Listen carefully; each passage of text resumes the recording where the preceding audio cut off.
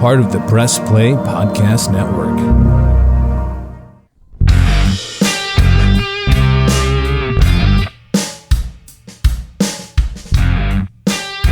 Hey. What's up? It is January the 13th as we're recording this. This is the Ball Cart Show, the esports podcast. For the Esports Collector. I'm Jason Otero. I'm Gary Lamaster. And as always, we are brought to you by the Press Play Podcast Network. We're glad that you're listening in. We have things to talk about. Always. I did not drink that weird hippie juice this week. I feel much more normal. All I know is as you're drinking it, you got to the bottom and there was just this sludge build up at the bottom of the glass. That's where the magic happens. So I mentioned to Jason right before he hit record and the theme music started that I was going to share a getting old story that happened this week. Nothing is better than telling me that you're going to tell a story and then telling the entire listening audience that you're about to tell a story before you tell it. Right. But if you set it up a little bit longer, it'll get better. No, it won't. It's actually horrifying. So I'm getting old, and Jason and I have had this conversation before. Listen, if you're not an overshare person, skip the next 2 minutes. Or just probably don't listen to this episode or any. But if you're not an overshare person. So I don't know what Gary's about to say, and now I'm nervous, but I just want to be on the record saying I may not condone what's about to come out of his mouth. Fair. 100% fair. So I've been experiencing for a little while, I don't know the medical term for it. Oh, no. But we'll call it leakage, right? Oh, bro. So yesterday, I finally broke down. I told my wife, I said, babe, you got to remind me tomorrow I need to stop at the store. And I'm going to have to break down and buy some Preparation H. And it hit me in the face when I said the words, how old that makes me feel. Mm. But then even worse, as I'm driving to the studio today to record this podcast, my wife calls me with no embarrassment whatsoever in her voice as she's standing in the middle of the aisle at Walmart talking at a normal human volume. Oh, boy. Asking me what type of Preparation H I would like. Would I like the cream? Would I like the wipes? Would I like the spray?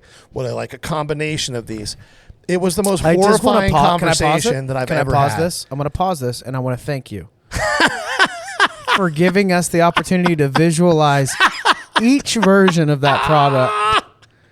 And also, everyone listening that hasn't met you is thanking God that they can't place a face or an overweight ogre wearing a SpongeBob shirt taking care of his derriere. Oh, man. With Preparation H. So this episode is brought to you by Preparation H. Did you go with the cooling gel? I actually, and here's what's crazy. She was like, they come in single white packets. Do you want some of those so you can take them to work with you? Or do you just want the thing? And I was like, I just want the large thing. I'm not taking them to work with me. Have you ever thought about just grabbing the Depends and calling it a day? No. You come across as somebody that can't wait for that to be legit. You know what? Well, I'm not going to lie. Going to the bathroom is an inconvenience. We should stop this. It's an inconvenience. All right. If there was a way to make that happen and not be a mess. I am moving on. So 2 weeks in a row, 5 minutes been burned up with just really stupid conversation. Well, I wonder if it's related to all my country boy breakfasts. I already told you what it is. Olestra? There's a certain chemical that's in Fritos. I don't need a lot of Fritos. Well, you might have I that eat a lot of gummy bears. That's it, a lot of Sour Patch Kids. Bro, you are a dumpster. And your ability to you're a recycling bin? Is that what you're trying to tell me? This isn't about me. Oh, okay. I have my own issues. I destroyed my own bed in the night. You once lost a remote control. Well, now we're getting personal. I destroyed our bed. We bought a cheap bed when we were finishing out the whole house because the bedroom wasn't that important to us. We spent a ton of money putting furniture in. Oh, I forgot about this story. Yeah. Yes, this is good. Then the other night, my wife's like, my charger came unplugged. I'm like, okay. Thanks for telling me that. Well, it's because the bed's shifted over 6 inches. I'm like, oh, that's weird. She gets up, You had a polyhedral bed. The bed collapses like in the movie Black Sheep, and I'm on it. The bed messed with the outlet so bad that lights were flickering. I thought there was a bolt of lightning. I also thought my wife was in bed with me suffering. No, she was out watching the whole thing. So that's what we did last night, is put a new bed together. We looked up on the reviews to make sure that it was a sturdy frame. And we're good to go now. When we bought our last mattress, I did the same thing. I was like, I need a fat guy mattress. Yeah. So we're fat, and this is about cards. I want to talk about my first card show. Yeah, you did set up for real last week. Set up for real. We went to the Xenia Card Show. Thank you to all of you that came out for a picture conversation, brought us coffee. It was great. Also, we were in Xenia. I don't know if maybe we said the wrong address, or maybe you got lost finding your way there, but we were in Xenia, Ohio. But it was a lot of fun. Pretty big show for a local one. How many tables were up? 180 or so? Okay. Yeah. I followed Gary's philosophy here. Just some juiced up $1 and $2 boxes, priced as mark. I moved a little bit of everything. First time out. Inventory's lower than I want it to be, but I think I made like $500 in a few hours. Yeah. Mostly that smaller and up to, I don't think I sold anything over $100 per card. Yeah, that's probably about right. So mostly just about $1, $2, but it was a lot of fun. There were some cool moments there. One of my favorites was a travel basketball team. These kids are probably second or third grade. Right. Their coach took them to the card show afterwards, after their game.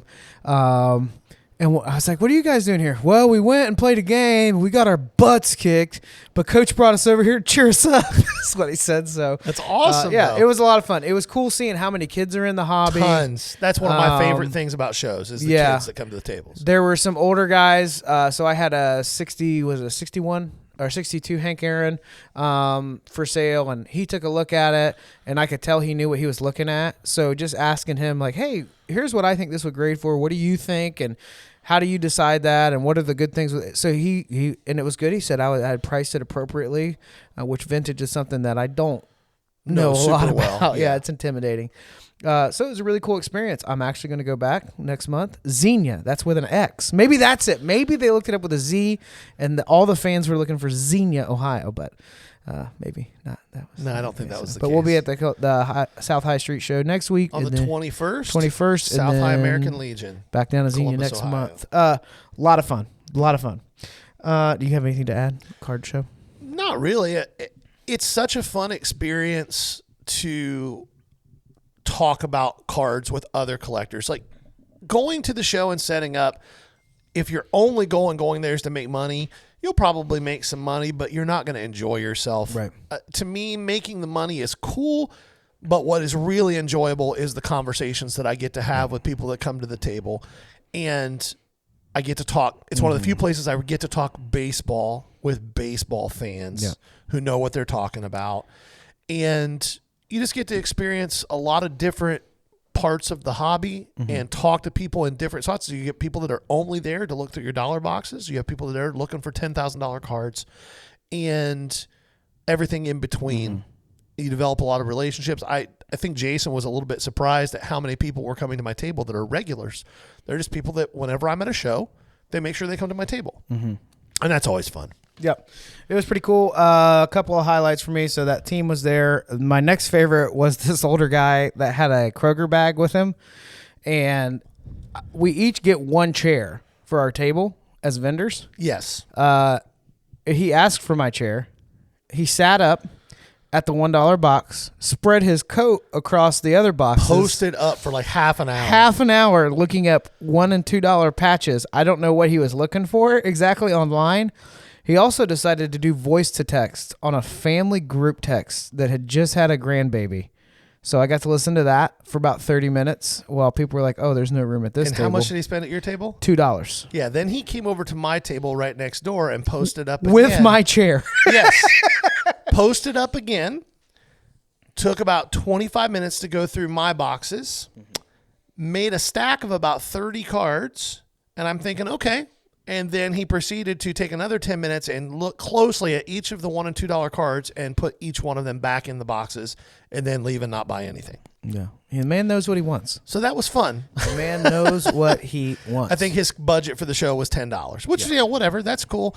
I just don't like you posting up and keeping other customers from being able to look through stuff if at you're least not be going to friendly. buy anything. At least be friendly. Also, third person, this person I wasn't crazy about. There were a lot of them. How much for the whole box of dollar box stuff? I look over at Gary. How many cards do I have in there? Probably like 250-ish. 200? Because I know that every one of those $1 cards are worth $3 to $5. For sure. He was like, yeah, right. Okay. Yeah, have a nice Bye. day, sir. And then you had one come up to you at the end. Oh, yeah. So one of the things that I don't think people who are dealers that are setting up at these shows and traveling all over the place have come to terms with yet. And this guy, really nice guy, also kind of condescending. He had his booth set up, really nice table Banners, covers, bro. Banners, Cases, slab you know. life. Like, and he's selling higher end stuff. And I don't think he moved very much stuff at the show. Mm-hmm. He came over to my table as I was getting ready to tear down at the end of the show. Jason had already been gone for probably a half hour. And I had a Hardee's to get to. You did. You had plans too that afternoon, but he came over to the table and he starts looking through my $1 and $2 boxes. And when other dealers come to my table and look through my $1 and $2 boxes, they don't look very long before they go, well, what do you want for the whole box? Mm-hmm. And I said, well, the $1 box, it looks like there's probably about 700 cards left in there. So I think probably 600 is the best I could do on it. The $2 box looks like there's about the same 700 cards left in there. I think I'd probably be at about 1,200 there at best. And the price is marked, I think $2,300 is the best I could do. At which point he already knows that that's a solid price, but he proceeds to try to explain to me what kind of time he's going to have involved. And I stopped him about 30 seconds into the spiel and I said, sir, we do the same thing. I'm not some Joe Schmo who just brought his collection over to the card show on a whim. I do this every week. We play the same game. You already know But that the price that I just gave you, on his table. the price I just gave you is a really good price. It lets you make some money. It lets me make some money. If you think you're getting all the stuff on my table for 15% of comps, you're out of your mind. Mm-hmm. Have a nice day. But this brings up a good point. Sure. So where breaking became a huge thing, there were a lot of guys that had been collecting for a little while that had a little know-how, that also had a plug at Target or Walmart, that for a couple of years made money and an audience breaking retail. You met Dayton's main retail plug. Yeah, on I did. Saturday. I Yeah. sure did. Yep, all of Dayton. All of the retail that exists in Yeah. Dayton never hits the shelves. This guy has it. It's on that guy's table. But Yep. a lot of these guys built an audience, bought a banner, and put a case up, and it's like, no, this is an established business. Meanwhile, you go past the tables where you can literally see, oh, this is an LCS owner. This is somebody that has done this for a very long time. Yeah. And there's gives and takes on both. You know, Sure. the new guy might be a little more aware of the volatility and understand that something's overpriced right now because of what's just happened and work with you. The older guy might say, I don't care. If I'm not getting $15 on this common, nobody's getting it. Right. It's a little bit more rare. I don't care what the internet says. Right. So you do have a trade-off on that, but I don't know. I find myself feeling somewhere in between those two crowds. Just with my age, what I like, because I'm not really a sneaker flipper type of I guy. think it depends on what your goal is. Yeah. I tell people who come to my table and go, oh, you have really good prices on some of this stuff. This is really nice stuff in these boxes. I'm here to sell, not show and tell. Like there are guys who set up at shows, I think really, truly, for people to come to the table and go, oh, wow. Mm-hmm. And they know if they sell some of that stuff, people won't come to their table and go, oh, wow, anymore because they won't have it. So they price it stupid. And then you have guys that want to move stuff. I picked up right after you left. You were kind of annoyed because you didn't see it. There was a guy set up right behind us, and he had just gotten don't want to call it vintage, but 70s to mid 80s, a whole big PSA return. Baseball. All baseball. Nothing insane, but I picked up a 78 Mike Schmidt PSA 8, and I picked up a PSA 7 Ricky Henderson rookie, and the card's really clean. Like, I was a little surprised it's a 7. It looks more like an 8 to me. may even be worth cracking and resubbing. But I picked those 2 cards up for $125, and I think comps are close to 200 on the pair, and I'll hold them till baseball season. And that guy, if I'd have made a stack of 10 of those, I probably could have gotten a good deal on it. Yeah. But it's been interesting to just see some of the different personalities emerge. And now, if you're a newer collector in the state that I'm in and you're starting to do shows, now you have to think about inventory. Yeah. Oh, I moved a lot of that low-end stuff. The market did respond, Yep. And when I say $500, it's just a lot more than I was expecting based on what I put out. I wasn't putting big cards out. Not that I have a lot of big cards. Well, that's the shift that's occurring at these shows right now that a lot of the dealers haven't adjusted to yet. When dealers come to my table and ask me how I did at the show, and I tell them, and they go, well, what were you selling out of? And I point to my 3-row boxes.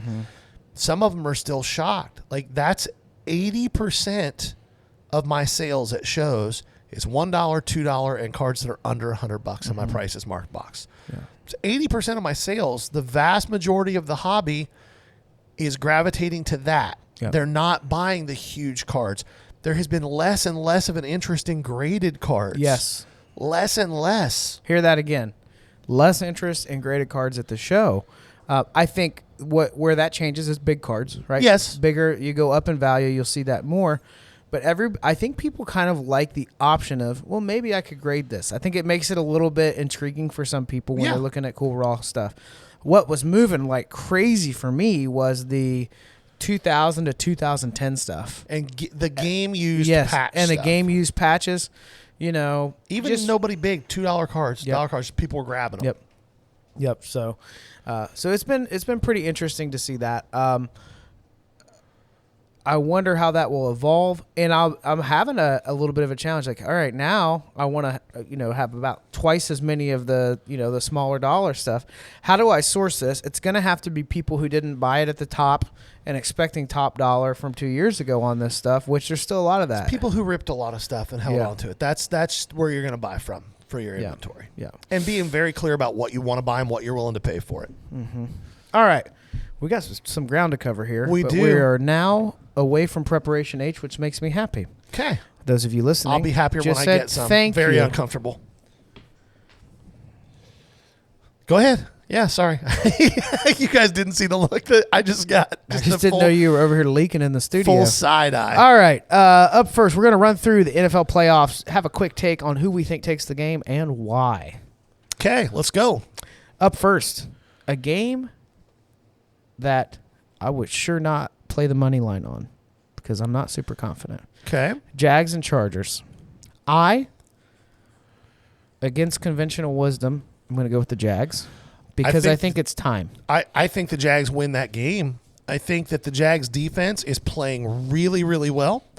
I think that if Mike Williams, who is questionable at this point, does not play in the game for San Diego, that they are going to be limited in the passing game. And I think that the offensive philosophy that San Diego has right now has handcuffs on Justin Herbert. Yep. Let him go. It just kind of is what it is. But Justin Herbert is not a dink and dunk quarterback. Right. He's a guy that if you want the most out of him, you got to have a vertical passing game. Let him do his thing. Let Austin Eckler be the safety valve. You don't need Keenan Allen running 7-yard hitches all day long. Yep. So I think the Jags win that game too, and I think it's a coming out party for Trevor Lawrence. If you guys haven't been paying attention, I think Trevor Lawrence is still a decent buy. So, card show play. There's a few guys. Justin Jefferson's one. Yep. Justin Fields is still there. T-Law is still in a lot of stuff in these $1 and $2 boxes. Yeah. Like the smart play, there was a guy sent his dad out. His dad was in his 60s.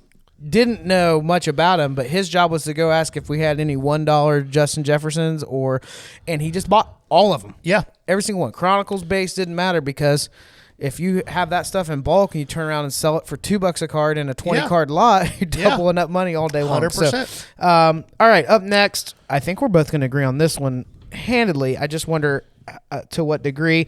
Cincy and Baltimore, I think Joe Burrow. Here's what I like about Cincinnati that I've seen the last 2 years. They really do seem to build momentum, and they seem to almost like time when they're making a push in the right way. you see other teams that are winning, but they're kind of burnt out. They're gassed out. They're on their last leg going into the playoffs. Cincinnati, 2 years in a row, has been heating up at the right time. Joe Burrow is that guy. Okay? I think that the Bengals win by 10-plus points. Mm-hmm. Lamar Jackson's not playing. I think Lamar Jackson will never take another snap as a Baltimore Ravens quarterback. Interesting. I think that Baltimore burned that bridge. Yeah, they hurt his feelings at this point. Yeah. I think he's done there. I think that they'll try to franchise him. I think he will not sign the franchise tag offer, and he'll be stubborn. And I don't necessarily blame him. That's neither here nor there. Joe Burrow is that guy. I think we are watching the birth of this generation's Tom Brady. Wow. I'm not saying Joe Burrow's going to win 7 ships, but what I'm saying is he's going to be the guy for this generation. When you think about clutch pocket passers who are pure leaders, he's going to be the guy that you think of. That's not a slight to Patrick Mahomes. That's not a slight to Justin Herbert. That's not what I'm saying. I'm saying that Joe Burrow is that guy. I'm him. So, That's what my son says. That's what all the kids are saying now. I'm him. Yeah. All right. We both agreed on that. Unfortunately, we're both going to agree on the next one. Buffalo and Miami. Dog walk. I'm going to play the 21.5-point alternate spread. You want to hear something? What is it, plus 900 or so? I already played that spread. Yeah, it's going to be bad. I don't know how Miami will score. Skylar Thompson, you're rolling Skylar Thompson out. We had 11 points against the Jets. So right, and the Jets have a good defense, but it's not an amazing defense. For all of the Miami Dolphin fan optimists, you suffer from memory loss. So does Tua. Too soon? That's always too soon. I think. Yeah, I think you might want that one back. You want to use your mulligan here? I'm good. Yeah. I said what I said. Yeah, the whole brain damage jokes aren't that funny to me. But Buffalo, Miami, I don't think there's a prayer for Miami. I would love there to be. The team that was winning games is no longer that team right now. And God wants Buffalo to win, I think. The prayer for Miami is that Josh Allen's leg explodes on the first snap of the game, which I don't ever want to see. Are you going for no?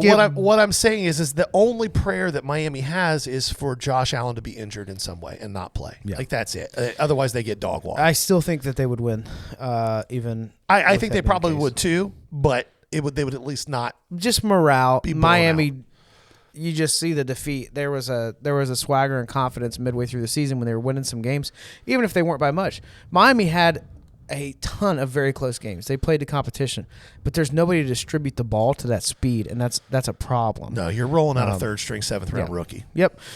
Good for him getting some experience. I hope I'm wrong. I hope I lose that bet. I almost bought you a Skylar Thompson jersey this week. That would have been cool. I saw one on eBay for like $40, and I was like, I don't know whether that would be an insult or whether that would be cool or what. Yeah, everyone can hear your tone through their speakers, earpods, whatever this is. Up next, Niners, Seahawks. I have Niners. I think the Niners run pretty deep this year. What about you? I think that the Seahawks would have to play a perfect football game and hope that San Francisco makes some mistakes. Yeah. That defense is insane. Yeah, I would agree with that. Although, mad props to Seattle for the season that they've had. Oh, nobody saw that coming. What they've done. Between them and Jacksonville? Geno, I just like a lot of what's happening up there especially on a season where nobody's expecting it and talking crap. The whole Russell Wilson narrative. Man, you talk about a fall from grace. He reminds me of the guy that everyone hated at church camp. Well, I was actually gonna make a religion based metaphor there as well. He reminds me of like a mega church pastor who gets caught with his pants down. Now, I'm going to say this. I'm just going to say it. You've just taken things wherever that line is today. Stop. So listen, let me follow through on my thought process here, right? When he was in Seattle, right? The consensus is this guy's a Hall of Fame quarterback, right? That's the consensus. There wasn't anybody saying no chance.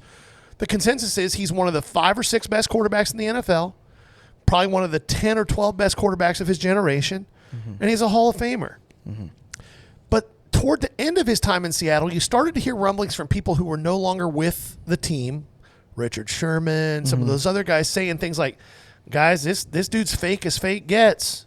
I'm telling you, he's not who you think he is. He's not who you think he is.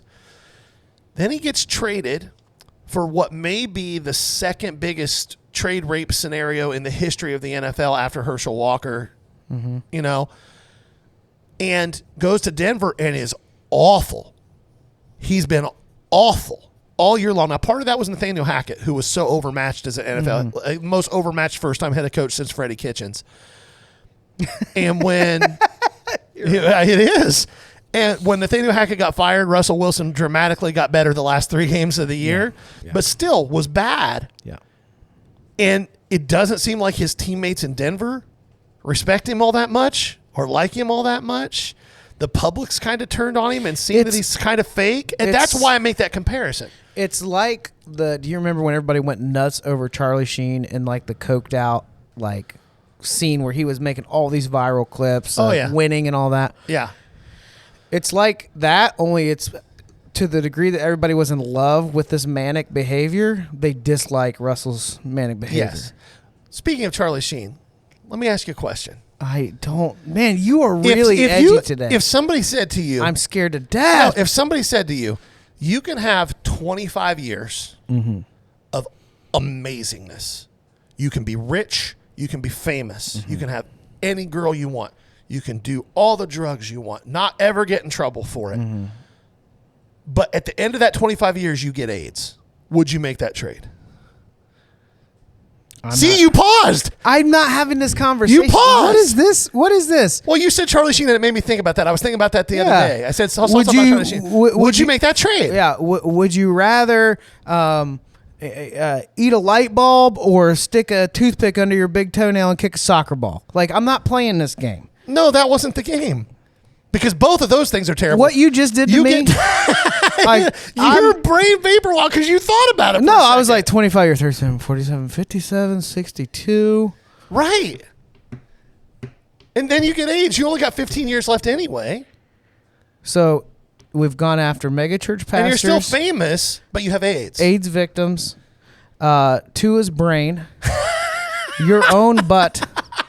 I'm having a hell of a day, aren't I? Guys, he's wearing... I feel fresh. A 2X SpongeBob sweatshirt. And when I say SpongeBob, I mean it's like wallpaper. It's amazing. And it's a little undersized right now. So it's like... It's amazing. Yeah. I love it. So if you're still listening, God bless you. Oh, this is high quality content right now. Loyal fan. Next one we disagree on. Giants, Vikings. You think the Giants handle it well. I think Vikings, and my reason for that is your argument is that basically the Vikings will choke, and I don't think that's enough reason. My argument is not that the Vikings will choke. My argument is that Kirk Cousins will choke. But you're depending on that. So talent for talent, you say it's a close matchup, but the factor is that Kirk Cousins has struggled in the playoffs, is what you're saying. Kirk Cousins struggles any time that he's the main focus of a TV audience. Doesn't mean the playoffs. Play him on Monday night. Play him on Sunday night.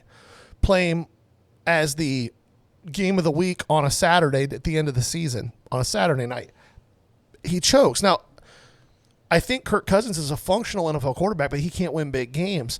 And here's what I'm basing my Vikings-Giants thought process on. One, the Giants have been better than people think they are. Daniel Jones has been a drastically better quarterback this year. You remember at the beginning of the season, we talked about somebody buying his NT 1-of-1 shield for like 50 grand. That dude's quadrupled his money. Yeah. Quadrupled his money.